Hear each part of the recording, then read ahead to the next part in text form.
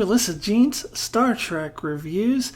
This video will focus on my 10 favorite episodes of Star Trek, the original series. Now, I also have a video out on my least favorite episodes of Star Trek, the original series. And I don't know if you watch this one first or that one first. Hopefully you watch them both.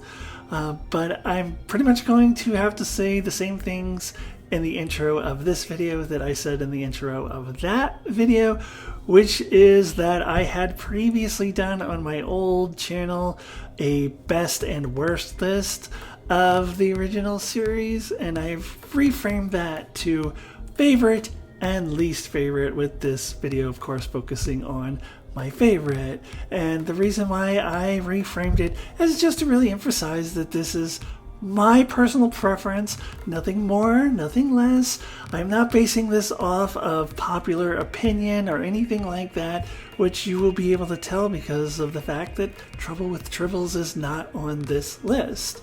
I'm sorry, but to me that's an overrated episode. I just don't really watch Star Trek for slapstick comedy. Like, if I wanted to see that, I would watch Gilligan's Island or something.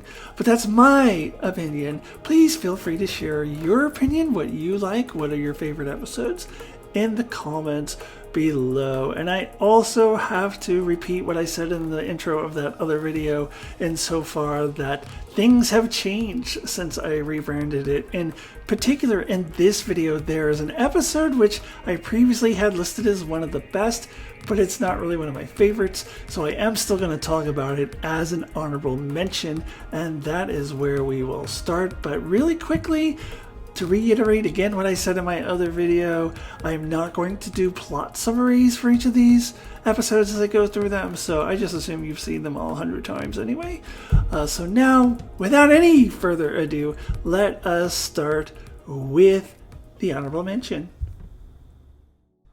Honorable mention, party time, woo-hoo-hoo-hoo-hoo-hoo! And my honorable mention episode is Balance of Terror.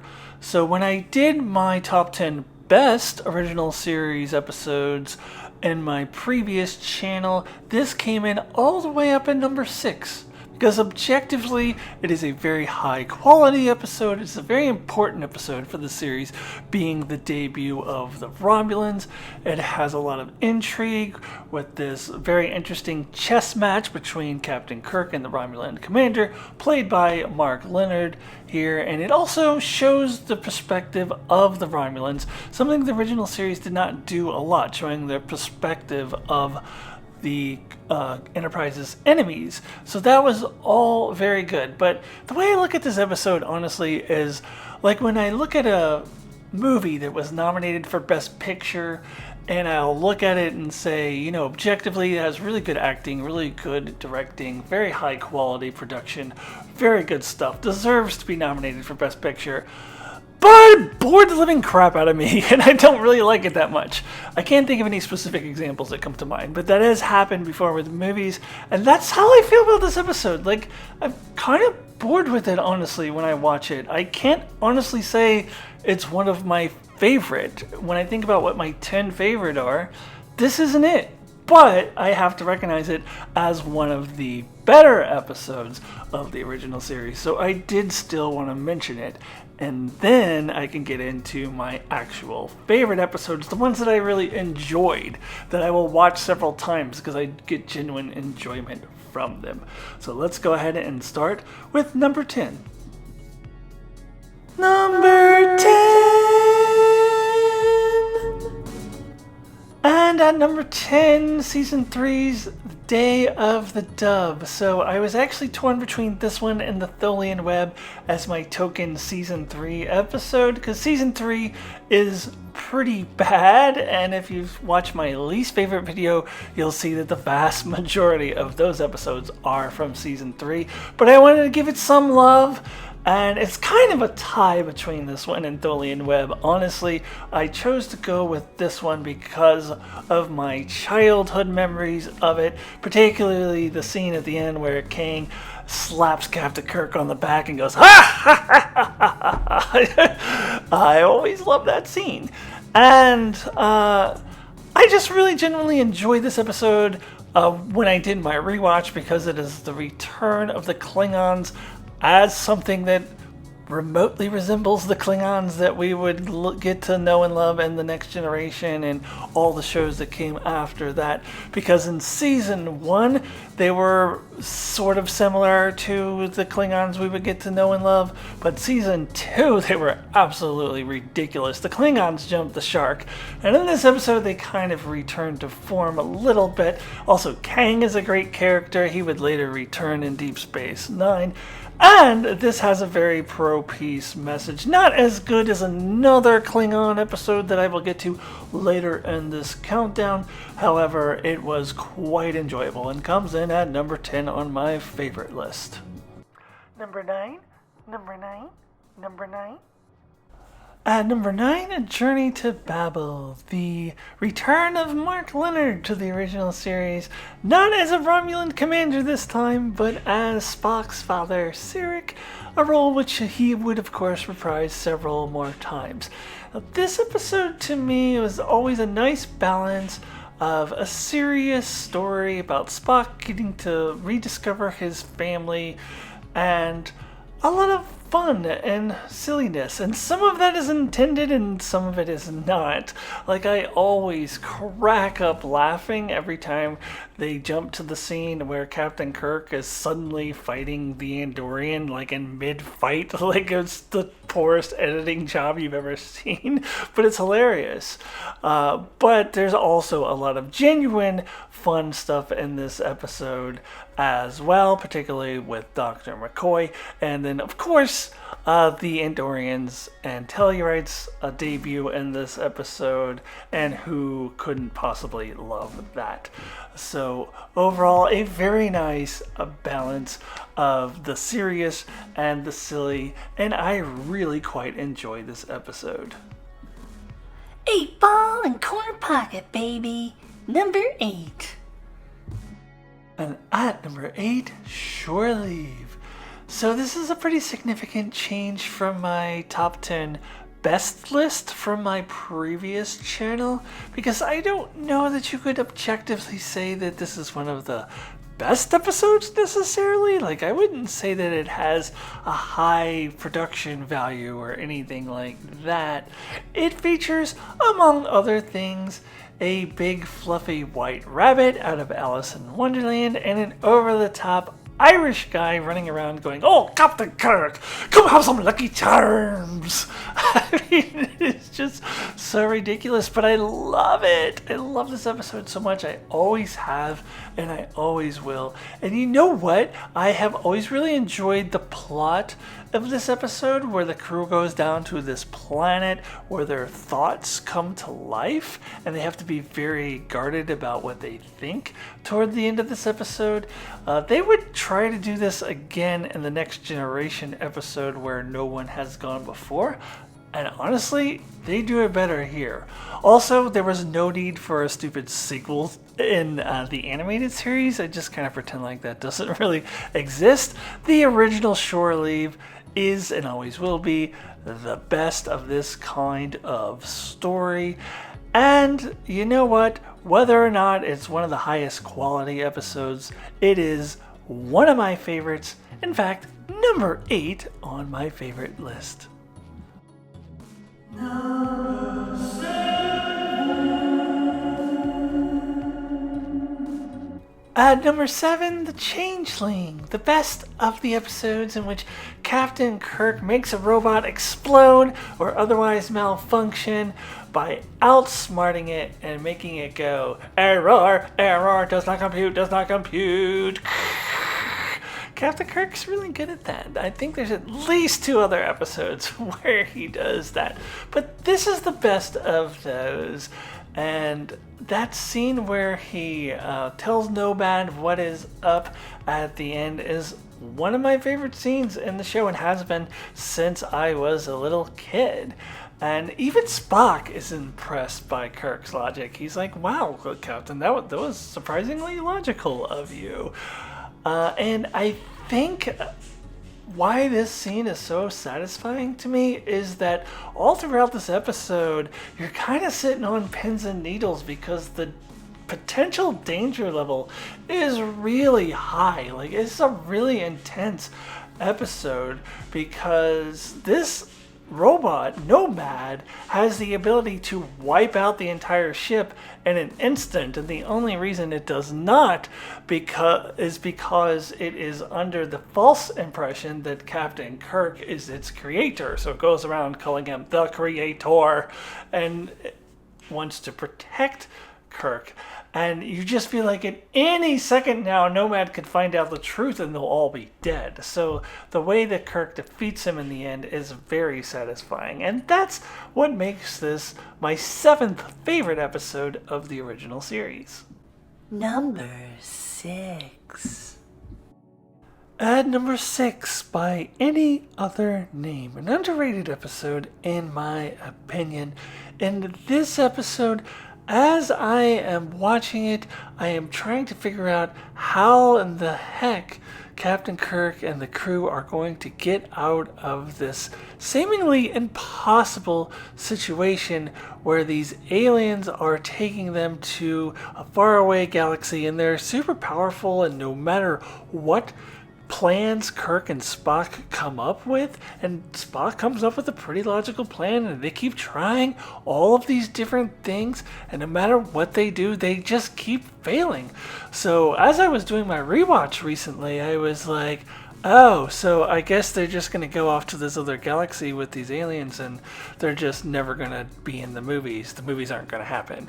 Because I couldn't see how they were going to get out of it. But when they do get out of it, the resolution is, in my opinion, really beautiful. They reach out to these aliens who have taken human form for the first time and connect them to what it is to be human. And I like that better than them just, overcoming or defeating these aliens. I thought that was really great. And of course, one of the ways in which they connect to their humanity is Scotty gets drunk with one of them, and probably the most iconic scene of this episode when Scotty is drinking and he says, "What is it? It is green." Definitely a classic, and it is number 6 on my favorite episode list. Number 5 is Alive. At number 5, Errand of Mercy. So this episode is the grand debut of the Klingons into the Star Trek universe.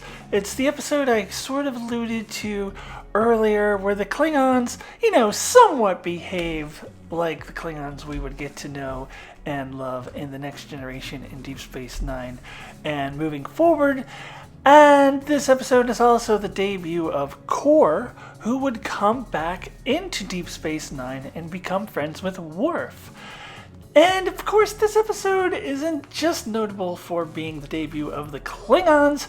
It is also a very powerful episode with an extremely powerful pro-peace message. This episode features the Organians, who I like to think of as the real space hippies, not those buffoons that we would see in The Way to Eden. And another way to put it actually would be space Buddhists, as they just don't understand violence at all, and they live in a very peaceful, calm, and simple way, and they teach by example. They don't preach a whole lot, but they are way beyond Klingons and humans and even Vulcans when it comes to evolution, to the point where Kirk and his crew just really don't even comprehend them. And it goes to show that as far as the human race has gotten between the 20th century and the 23rd century, they still have a very long way to go, as the Organians prove. And I just found this episode to be really beautiful, and it is number 5 on my favorite episode list. Number 4. Woo! And at number 4 A Taste of Armageddon. This episode, along with the one I just talked about, really just show how on top of their game the writers and Gene Roddenberry were toward the end of season 1, and I would also throw in the beginning part of season 2 as well, as this is a very unique and innovative concept for an episode, as Kirk goes down to this planet that happens to be warring with a neighboring planet. It's a war that's been going on for centuries, but they consider it a more sophisticated type of warfare, as there is no bloodshed, no pain. They shoot faux weapons against their enemies, and when these fake weapons hit a city, then the people who live in that city, in that area that has been deemed to be hit by the weapon, they must go and report to these disintegration chambers. It's very clean and neat, and then it goes on forever and ever and ever. And Kirk points out to them that the reason why this war has been going on for so long is because they are so detached from the reality of war and the horrors of war. And it's a very powerful point, which I think is analogous to our society in the 90s and then the early 2000s and moving forward, particularly with the Gulf War and then the Iraq War and Afghanistan War, where there's 24-hour news coverage, but it focuses on the heroes and the glory and completely ignores the actual horrors of war, the dismembered limbs and the dying children and towns that are completely destroyed, and people who are displaced from their homes and all their family members destroyed. All of that stuff we don't see. So that's why wars continue to happen. They continue to have public support because we are so detached from them. So I found this to be an extremely relevant episode even today, even though it was made in the 60s during the Vietnam War. And also, this episode is an underrated Scotty episode, as Scotty has taken command of the Enterprise, I believe, for the first time, and he's just kind of kicking ass and taking names, and he's having to deal with this asshole ambassador dude, and he is not taking any of his shit. I just love this episode for so many different reasons, and that is why it is number 4 on my favorite original series episode list. Number 3. Captain reports of Mr. Sulu with a sword. That, of course, is Lieutenant Uhura's line from my number 3 favorite episode, The Naked Time, an absolute classic. This is the original virus episode. The virus episode is a trope that would be repeated countless times in every Star Trek series, and this is the best and the original of them.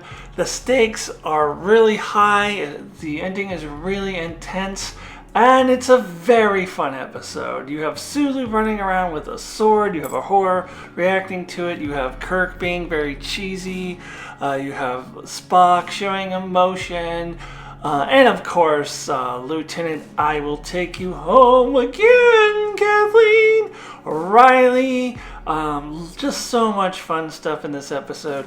I love watching it over and over again. I've seen it many times throughout my life, and I will watch it many more times, and it is my 3rd favorite episode of the original series. Number 2.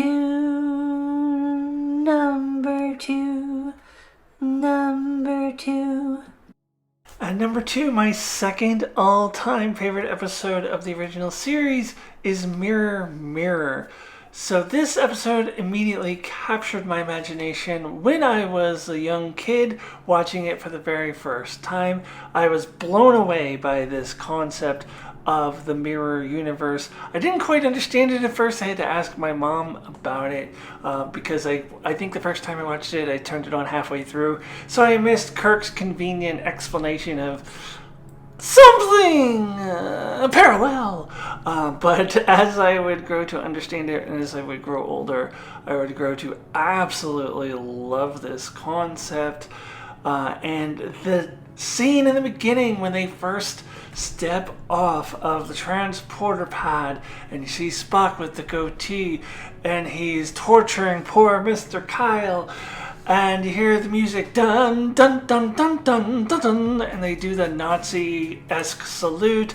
It's just chilling. Every time I've seen it like hundreds of times, and it gets me every time. And it's because of this episode that I have grown to love the parallel universe trope in sci-fi. I even enjoyed watching Sliders, which was kind of a hokey show, but just because I love parallel universes so much in sci-fi, and this really started it all, and it still is the best mirror universe episode and one of the best of the original series. In fact, my second favorite overall. Non-binary individuals and gentlemen, ladies, cis and trans, this is my number one favorite episode of the original series. And my favorite episode of the original series is City on the Edge of Forever, one of the greatest time travel stories ever. I think it was this episode, which I saw as a young kid, even before Back to the Future, that really got me into time travel stories, something that I love even more than parallel universe stories, even to this day, and I think that is thanks to the Guardian of Forever. I absolutely love that. And this episode contains, in my opinion, the best single episode love story in all of Star Trek.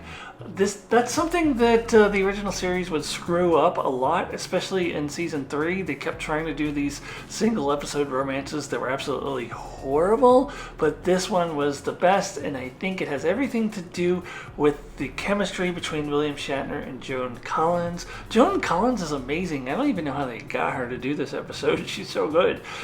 And of course, it has the most heartbreaking ending in all of Star Trek, as Captain Kirk is faced with an impossible decision to allow the woman he loves to live and therefore allow the Nazis to win World War II and the Federation never exist, or to let her die and preserve the Federation and the future that he knows.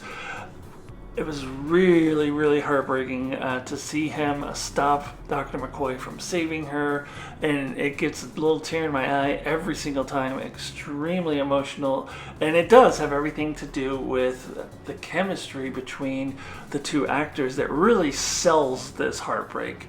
It really makes you feel it every time. It is absolutely, positively my favorite episode of the original series. Thank you so much for watching my 10 favorite episodes. I hope you enjoyed it. As I said before, please share your favorite in the comments below if you would like. And also like my video, subscribe to my channel, check out all my other videos related to Star Trek, the MCU, Star Wars, and of course my own personal transition.